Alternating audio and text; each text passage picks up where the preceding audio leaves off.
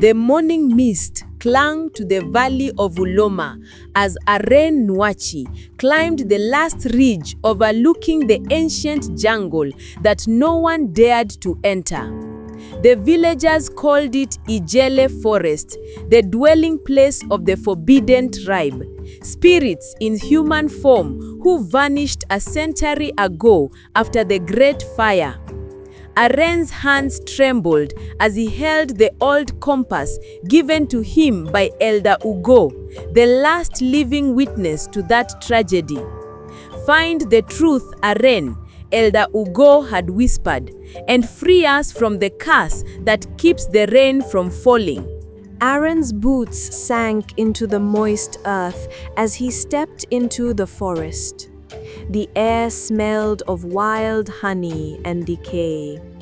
Strange markings, carved deep into ancient trees, glowed faintly under the dim sunlight.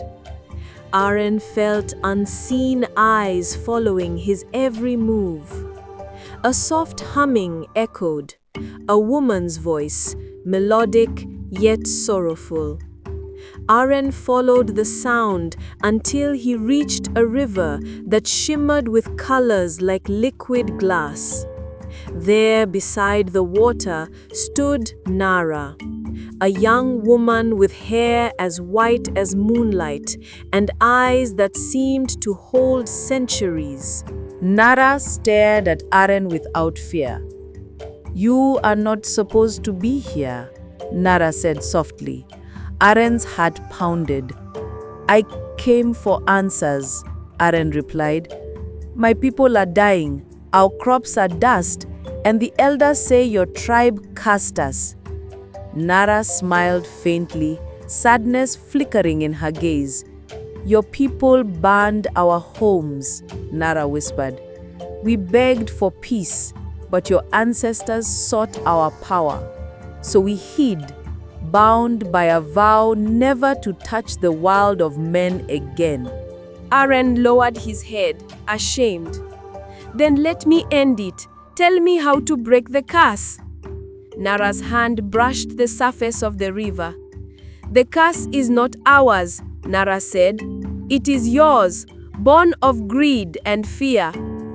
Suddenly, drums echoed from the distance. Figures emerged from the fog, warriors with glowing eyes and markings like molten gold. Chief Omor, Nara's guardian, raised his spear. "This outsider must not leave," Chief Omor thundered. Nara stepped in front of Aren. "He seeks peace," Nara pleaded. Chief Omor's expression hardened. "Peace died with the flames your kind lit." Aren dropped to his knees. "Then take my life, but let my people live," Aren said, voice breaking. Nara's gaze softened, and a faint wind stirred the trees. "Bravery redeems blood," Nara whispered. "Follow me." Nara led Aren to a stone altar covered in vines. "Place your hand here," Nara instructed. When Aren did, light burst from the stone, revealing visions, burning huts, screaming children, and the moment the forbidden tribe vanished into the forest. Tears streamed down Aren's face.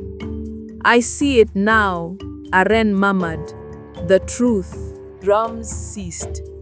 Chief Omor lowered his spear, eyes glistening. "The vow is broken," Chief Omor said solemnly. "Balance has been restored." Nara looked at Aren with a bittersweet smile. "You have freed us, Aren Nwachi, but freedom means farewell." As the mist rose, Nara and the warriors faded into the light. The forest brightened, birds sang again, and thunder rolled across the sky. Rain began to fall, gentle, cleansing, endless. Aren stood alone, soaked but smiling. When Aren returned to Uloma, the villagers wept with joy. Elder Ugo placed a trembling hand on Aren's shoulder. "You've done what none dared to do," Elder Ugo said. Aren looked toward the distant forest where the mist still glowed faintly. "They were never our enemies," Aren said quietly. "Just forgotten souls waiting to be remembered." That night, under the first rainfall in years, the people of Uloma danced, and the legend of the forbidden tribe was no longer one of fear, but of forgiveness. The story teaches that true peace comes from understanding and forgiveness, rather than fear or revenge.